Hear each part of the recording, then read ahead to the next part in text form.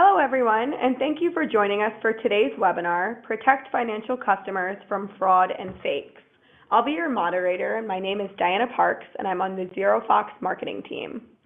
Before I introduce our speakers and we get to the webinar content, I'd like to share some information about ZeroFox, as well as some key housekeeping items for you to keep in mind throughout today's webinar. Please ask questions throughout the webinar. We would love to hear from you. We'll dedicate the last 10 minutes or so of our time here today to getting to as many of your questions as possible. If you'd like to ask a question, you can chat it in the chat box to your right. If we do not get to your question during the Q&A portion of today's webinar, our speakers will email you a response in the coming days. If you'd like to revisit today's webinar, a recorded version will be made available to you. We will forward an email with the link to the recording in the coming days. For those of you who are not yet familiar with ZeroFox, here are a few key facts about us.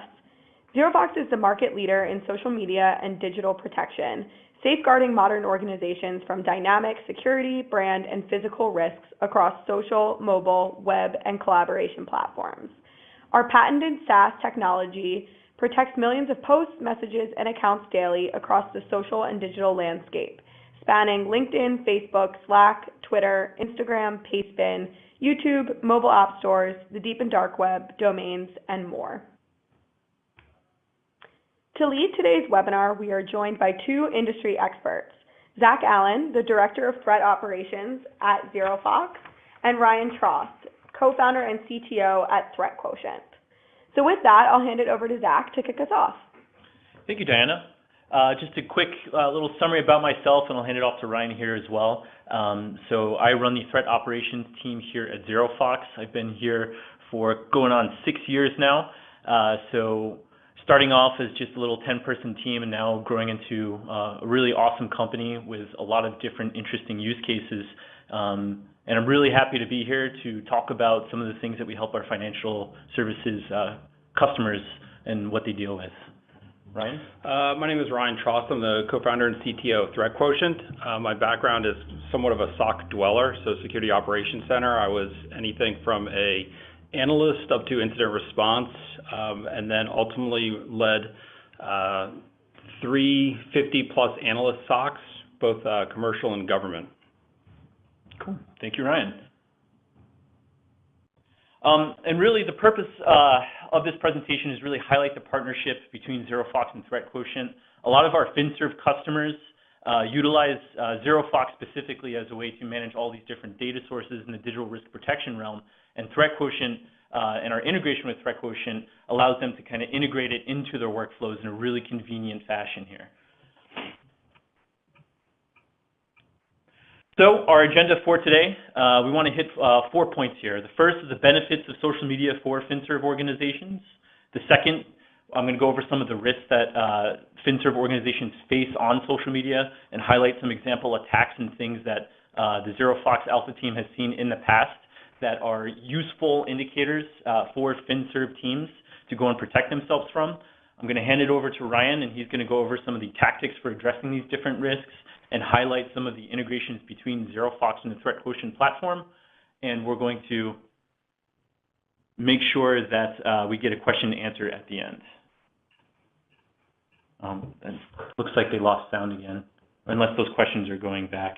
Okay, sorry about that. It looks like the questions were just clearing out here. We're going to continue on. So really for financial institutions, we want to highlight that social means business, and it has to be part of your threat model and your posture if you're working in a FinServ organization. There are platforms like Facebook and Twitter that have more users on it every month than there are people in certain countries throughout the world. So it's really important to note that although this is a great feature for these platforms, if you want to engage with some of these users on them, you also have to deal with some of the risks associated with it as well. 90% of active social users, they access these chosen platforms through their mobile phones. So it's really important that this accessibility to these platforms, you have visibility into it, and you can protect your customers and your organizations from these different risks and attacks.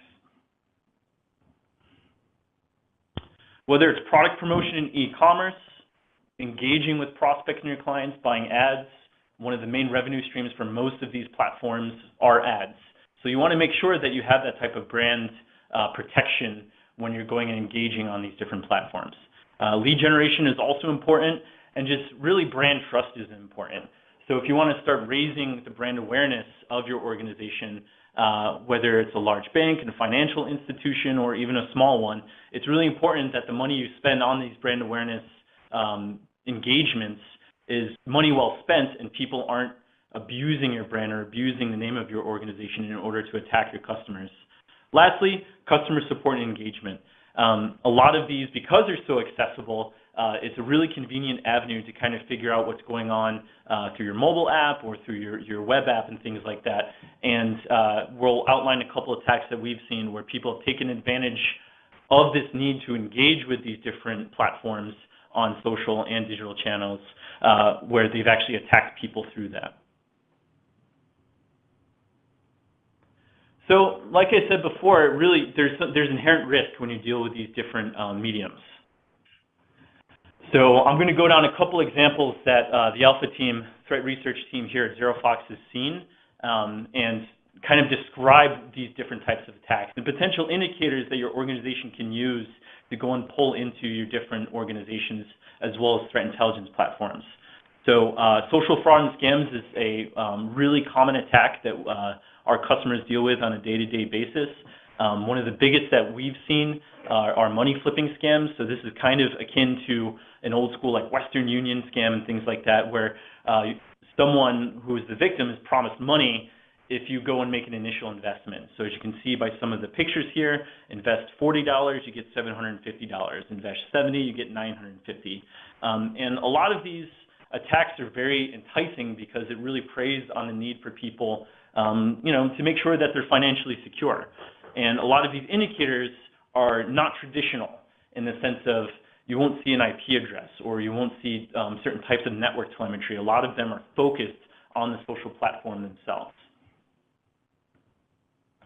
And we've even gotten down, and by we I mean the Alpha team, have gotten down to interacting with these different scammers just to see what exactly they're looking for. Some of them may be issuing phishing links in order to go and input usernames and passwords. Some of them have issued fake credit card input forms to go and authorize these transactions. And we even have some automation in place, and we've engaged with some of these scammers where they just straight up ask for the username and password. So it's very low-tech type of attack, but it's very effective for a lot of these different scammers. And when you think of indicators, like I said before, a lot of these aren't really that traditional. Whether you're pulling something out of a picture, like certain texts or memes, like send $20 and get $400, you're looking at specific hashtags that you can pivot throughout that may or may not include your organizational name, phone numbers to reach out to, post URLs, profile URLs. These are all things you should consider when you're going out and you're battling these types of attacks on the networks.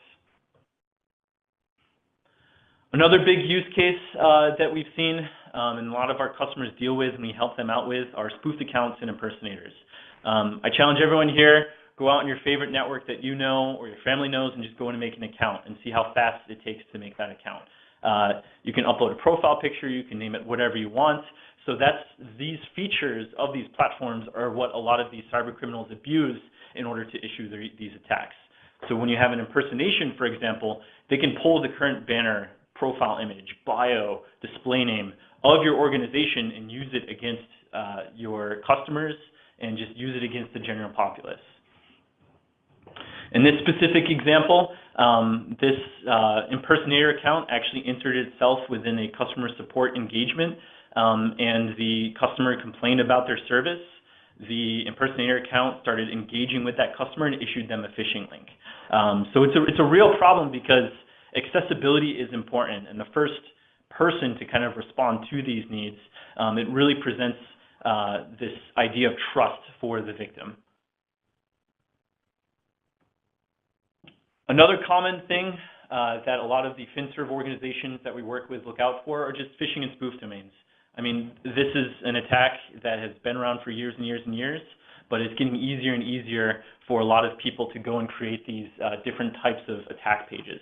What you see here is a screenshot of our platform, finding different example phishing domains.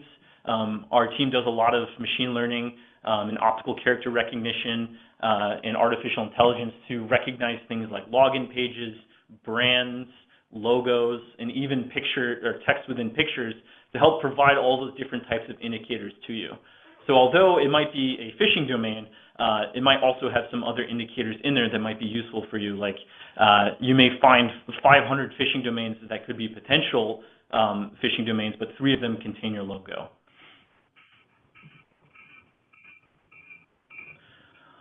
Another thing to look out for, especially when it comes to monitoring for a lot more sophisticated threat actors, because these social and digital channels are so available throughout the world, they're also a very convenient command and control interface for threat actors. What you see in the back there with the egg profile, that's a hammer toss profile that was used by the APT29 hammer toss group to go and retrieve additional command and control different actions from the command and control server. And what you see in the front is an active campaign for Anubis and BankBot.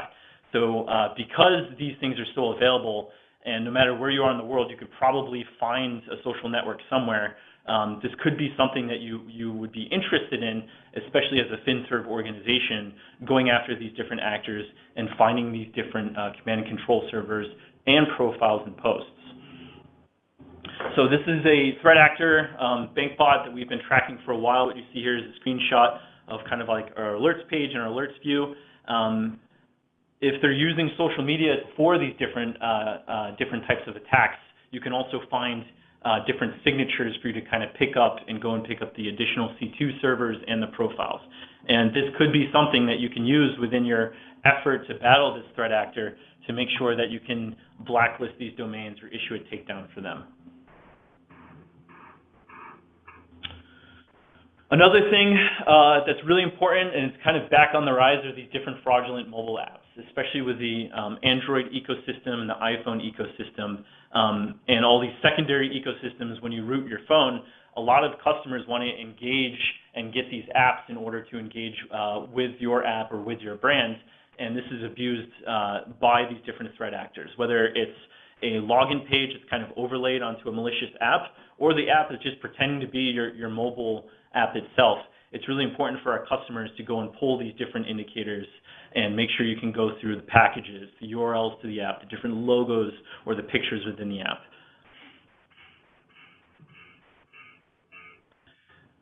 And another important thing, especially in the security community, we seem to be very obsessed with kind of sharing data, whether it's indicators of compromise or doing vulnerability triage.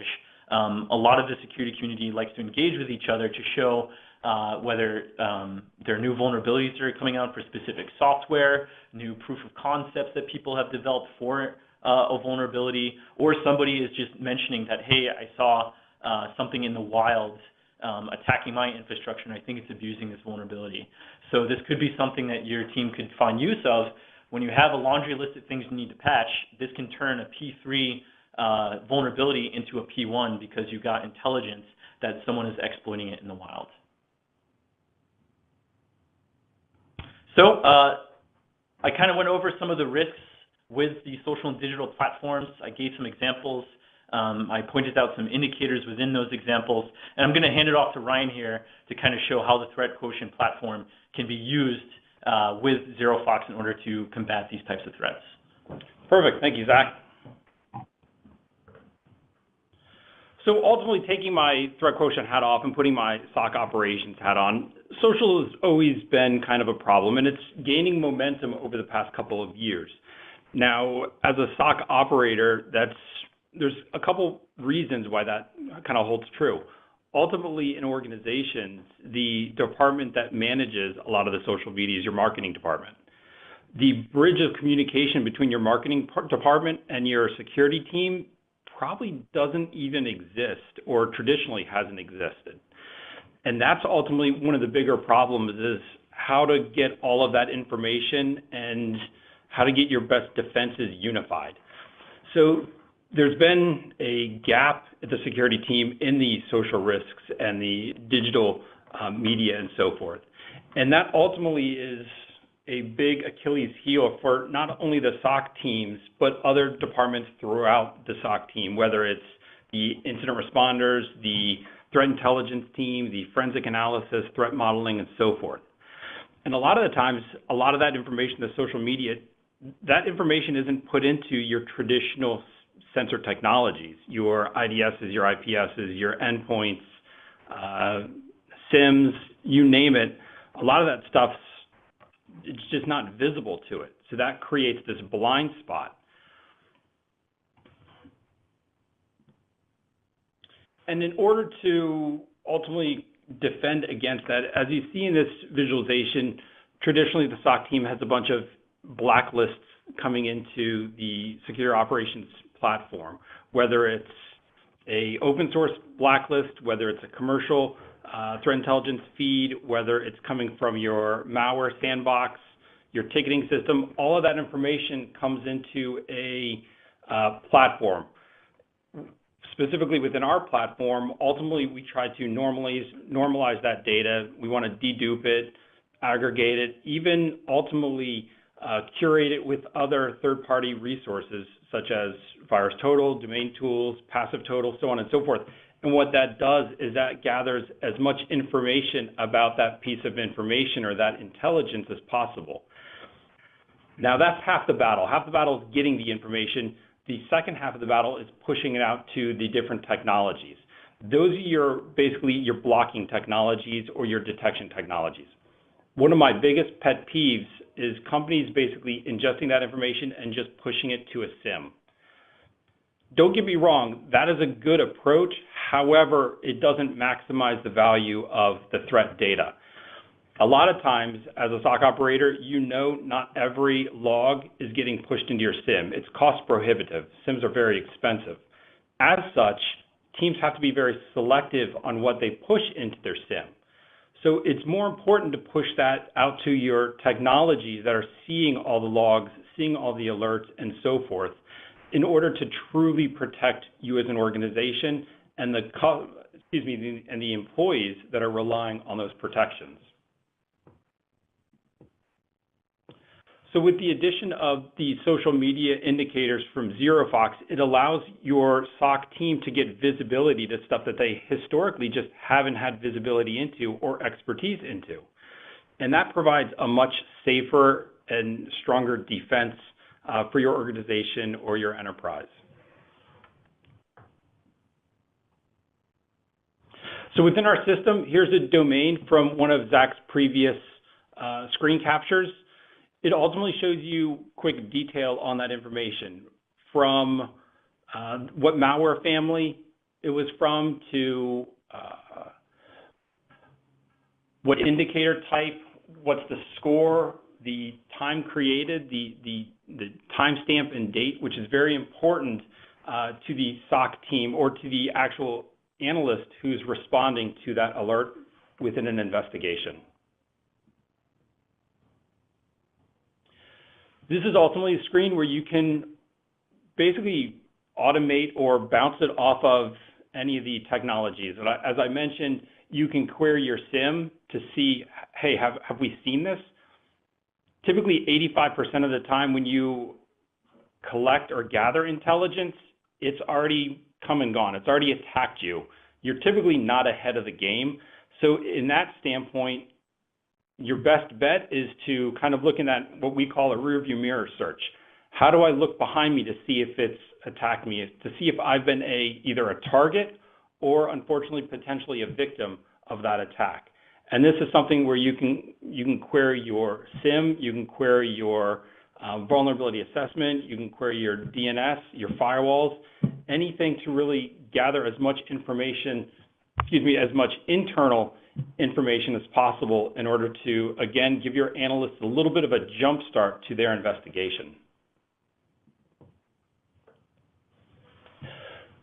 We also have a capability to really spearhead those investigations. And this is a newer product that we've released called ThreatQ Investigations, which is ultimately a link analysis on steroids.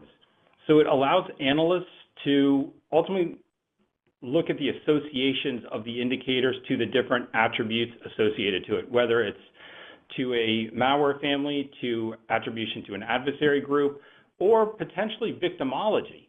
So who's actually been a target or a victim of your organization, Does the adversary target your financial department because they've got the keys to the bank account? Or are they targeting your system administrators because they actually have the root privileges on a lot of the servers and infrastructure? So it allows companies to really run an investigation and see the bigger picture versus the much more granular, I get an alert, what do I do with it? The platform also allows you to task certain individuals. So if I've got a much larger, more complex investigation, I can task whether it's an analyst to do a little bit more information or collect information, or a malware analyst to actually, hey, run this MD5 hash, run this payload, check virus total to see what it sees. And again, it allows you to delegate authority across your resources in order to run an efficient investigation. And with that, I will hand it back to Zach. Cool. Thank you, Ryan. So we issued a poll at the beginning of the presentation here. So Diana, is there a way for us to bring this up? Yep, so we just pushed the poll live. Please take a second to vote.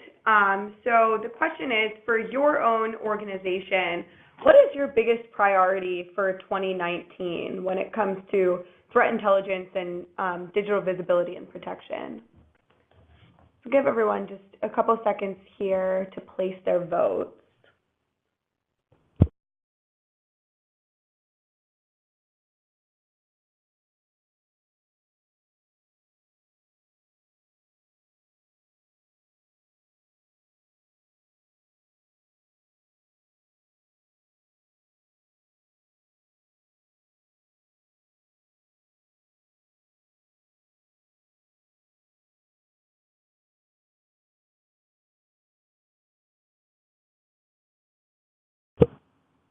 Cool.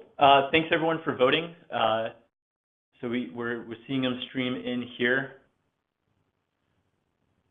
And so it seems the highest priority for a lot of our respondents here is in consolidation of intelligence. And I think this is definitely something that, whether it's 2019 or a few years ago or a few years from now into the future, this is always going to be a concern. So Ryan, I'd love to hear your thoughts on how the viewers here can kind of take advantage and kind of give them some tips on how they can consolidate their intelligence. Consolidation intelligence, I've been dealing with this for 20 years, and it is a very difficult problem or even process. To kind of strategize, you have to ultimately do a level of kind of self-reflection. So at an organization or a company level, from the technologies that you have alerting, what information would benefit you the greatest bringing in? Is it more of the firewall logs? Is it more third-party threat intelligence? A lot of times, organizations want to stand up this intelligence or hunters is kind of the more recent buzzword, but it's not something you just snap your fingers and all of a sudden you're off and running. It's something that you have to ultimately kind of roadmap and strategize and create milestones for yourself in order to, one, show executives progress, but pick and choose technologies that you really find really beneficial or valuable for chasing the adversary, whether it's DNS logs, web proxy logs. At a previous organization, we used to keep a box outside of the firewall, and we would see Google queries bouncing against it, and those Google queries would tell us, hey, is the adversary looking for something specific in our mission? Are they looking at individuals? It gave us it was a lot of data, but it gave us a very quick glimpse into very questionable queries coming from very dark places of the world that shouldn't have been coming in that direction. Great. I think you're exactly right there, Ryan. And I think another thing too, especially talking with different peers in the industry, is we're all dealing with a lot of different competing priorities, and you just kind of have to start from the top, prioritize like what is the immediate thing that is not only going to make management happy, but also really going to keep everybody safe. So in this aspect, I think the hard part here too is just like exactly you said, bringing everything into one place. And we as humans love to kind of make patterns from these different things. And whether you're worried about your web proxy logs or whether you're worried about things outside the firewall and your marketing department's experiencing a lot of attacks or things like that, it's really just going through that priority list, building those allies, and just seeing what's going to be the best bang for your buck.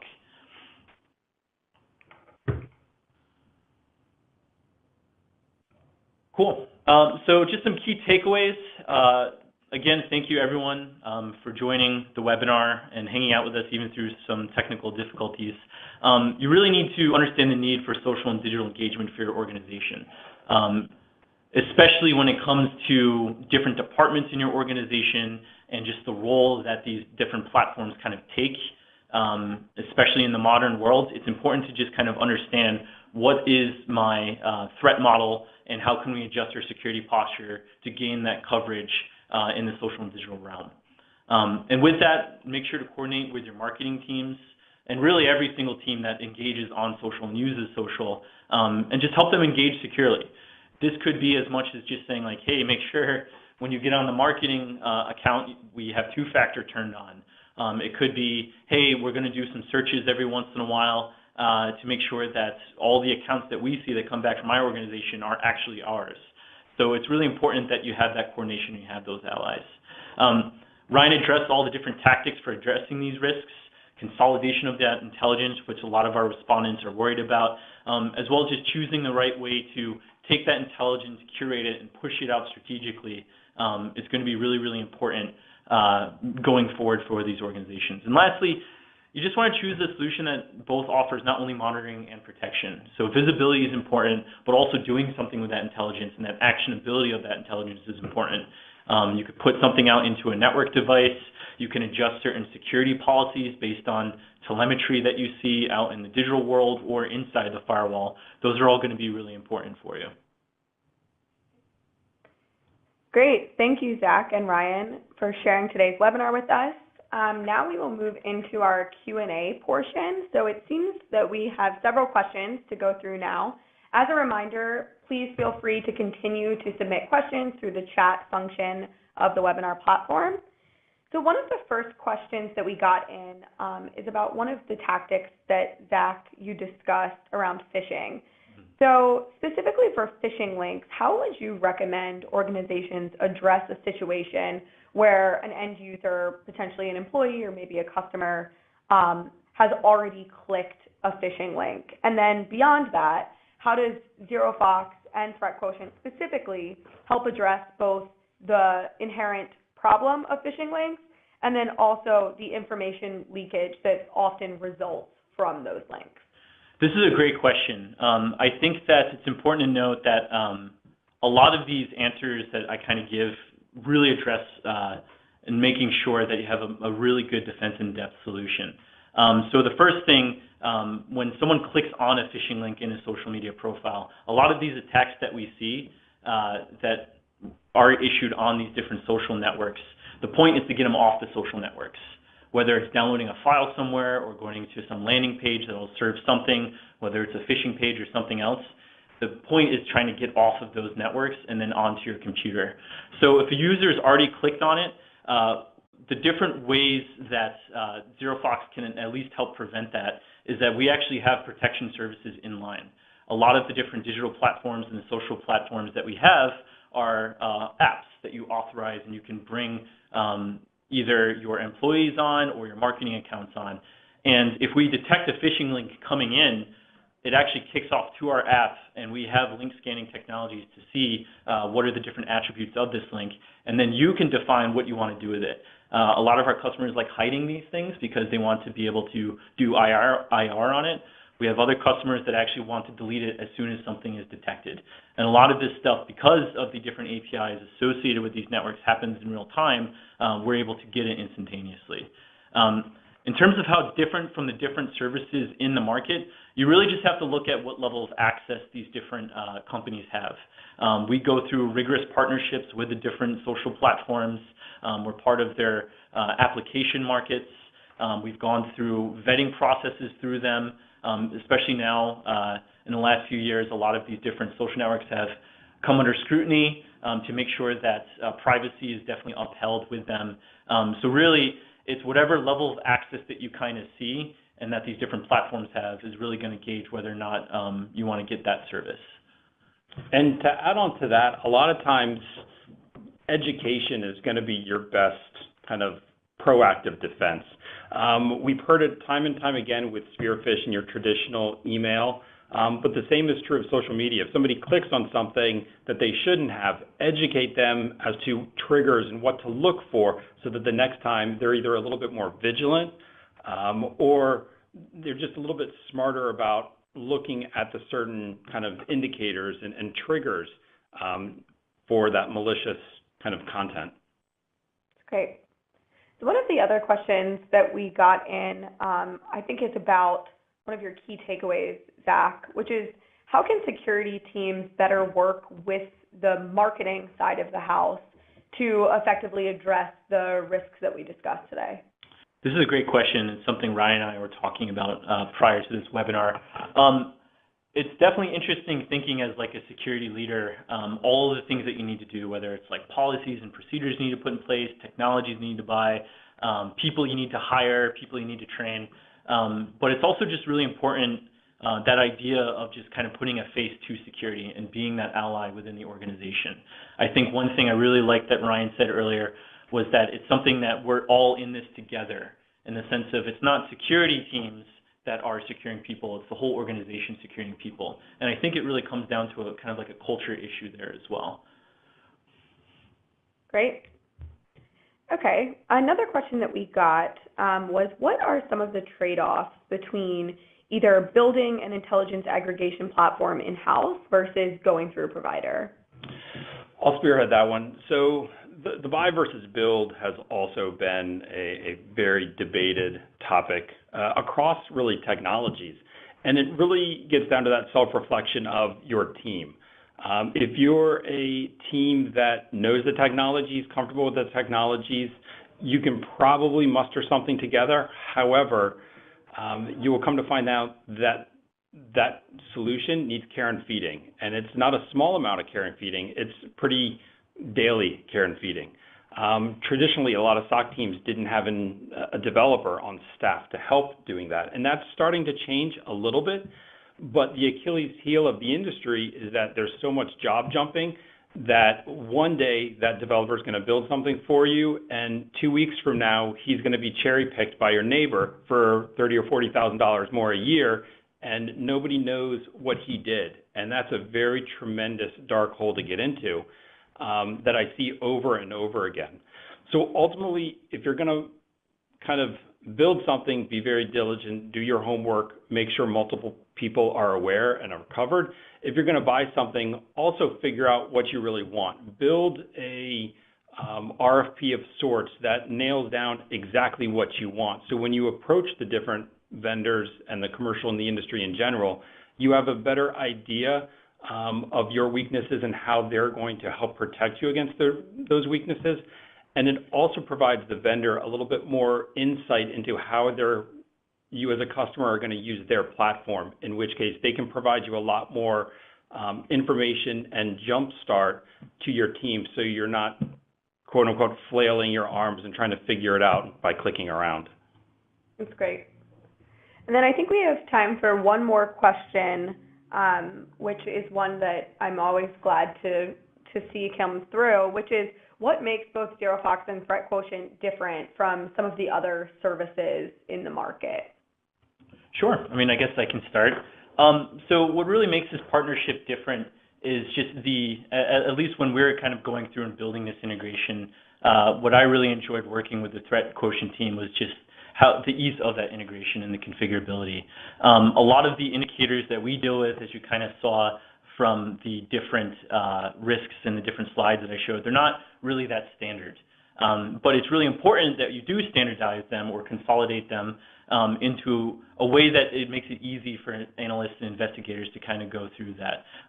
So just that type of visibility that we can kind of get from our product and put it into the grander vision of like what you think intelligence visibility is, at your organization with Threat Quotient, I think that's what makes the offering very strong.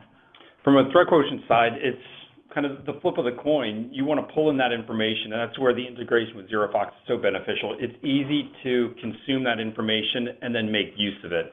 Whether you're pushing it out to your detection technologies, whether you're opening an investigation because that's something that's already infected you, it's ultimately how to enable your team to be a little bit more effective and efficient in their daily tasks. So they're not doing the just tedious copy and pasting and moving and switching all different screens.